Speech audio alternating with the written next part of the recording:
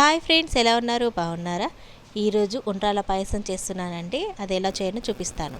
ముందుగా గోధుమ పిండి నానబెట్టుకొని పెట్టుకున్నాక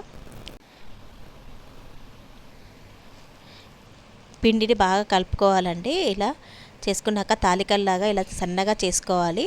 లావుగా చేస్తే ఉడకదండి, కొంచెం పిండి పిండి వస్తుంది. ఇలా సన్నగా చేసుకోండి.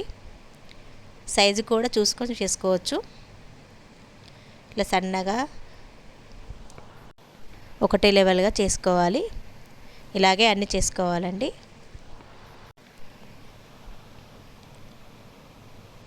రౌండ్గా కూడా చేసుకోవచ్చు, ఉండ్రాల్లాగా కూడా.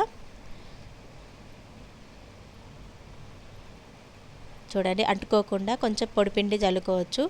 పైనుంచి చల్లుకొని పక్కన పెట్టేసుకోవాలి.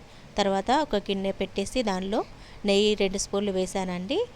డ్రై ఫ్రూట్స్ వేసుకోవాలి. దానిలో కాజు, కిస్మిస్, బాదం వేసి బాగా వేయించుకోవాలి.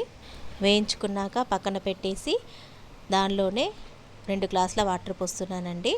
అవి బాగా మరగనివ్వాలి. మరిగాక ఈ తాలికలన్నీ వేసేసుకోవాలండి. ఒక్కొక్కటిగా వేసుకోండి. మొత్తం వేస్తే అతుక్కుంటుంది. కొంచెం ఉడకనివ్వాలి. ఉడికాక కలపండి. ఇది ఒక 10 మినిట్స్ దాకా ఉడకనివ్వాలండి. తర్వాత సరిపడంత షుగర్ వేసుకోవచ్చు, లేకపోతే బెల్లం కూడా వేసుకోవచ్చు. బెల్లం కూడా తర్వాత ఇలా చేసి బాగా మరగనిచ్చుకోవాలి.